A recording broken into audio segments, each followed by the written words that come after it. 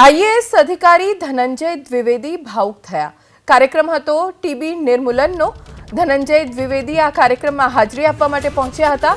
એક ટીબી દર્દીની ટીબી સામે લડતની ઘટના વર્ણવતા તેઓ ભાવુક થયા। ટીબી દર્દીએ કઈ રીતે ટીબીને હરાવ્યો તેની વાત કરતા ભાવુક થઈ ગયા। આરોગ્ય વિભાગના અગ્ર સચિવ છે ધનંજય દ્વિવેદી। ત્યાં ઉદયપુરના ડોક્ટરે એડમિટ કર્યા 15 દિવસ, જે બિલકુલ વજન ઘટવાના લીધે શ્વાસ ફૂલે, તમે ચાલી ના શકો એ પરિસ્થિતિ હતી। આપણે જેને કહીએ કે આ લક્ષણ છે એમાંથી રાહત થઈ।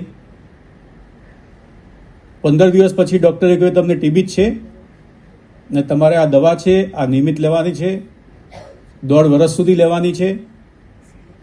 ફરી ઘેરે આવ્યા, 1 મહિનો થયો, ફરીથી દવા બંધ કરી। એટલે એમના જે અંગ છે બહારના એ લીલા રહેવા માંડ્યા।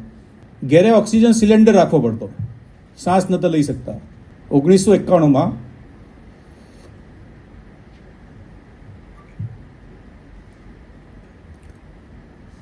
બે વખત ઓક્સિજન મગજમાં ન પહોંચવાથી કોમામાં ગયા।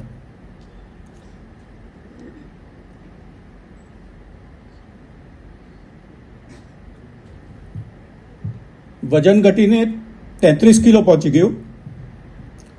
બધાને એવું થાય કે આ વ્યક્તિ હવે જતો રહેશે। એ રેફરલ પ્રક્રિયા ચાલી, બોમ્બે ગયા, પણ વ્યવસ્થા ઉપર વિશ્વાસ નથી એને એમ છે કે મહિનામાં કેમ નહીં મટ્યું। બોમ્બે ગયા, બોમ્બે ના ડૉક્ટરે કહ્યું જો ફલાણા ભાઈ હું કહીશ એમ કરશો તો 10 વર્ષ જીવશો ને નહીં કરો તો 2 મહિના નહીં નીકળે। એ માણસે કહ્યું કે તમારે 18 મહિના સુધી નોન સ્ટોપ ગમે તે પરિસ્થિતિઓ આ દવા લેવી પડશે।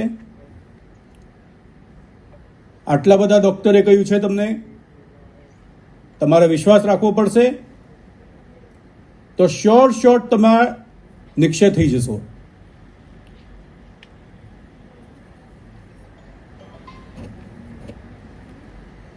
મિત્રો, 1993માં ભગવાને સદબુદ્ધિ આપી।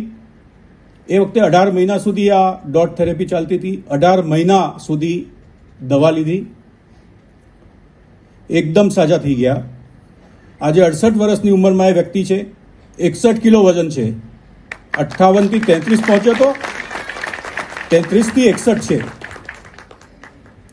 એટલા માટે શેર કરું છું કે ટીબી ગમે તે પરિસ્થિતિમાં હોય, મારા જેવા સાજા માણસને થઈ શકે, ગરીબ માણસને થઈ શકે। ટીબીમાં કોઈ શરમ રાખવાની જરૂર નથી। આપણને જેમ તાવ આવે એમ ટીબી થઈ શકે, તાવનો ઈલાજ છે એમ ટીબીનો ઈલાજ છે।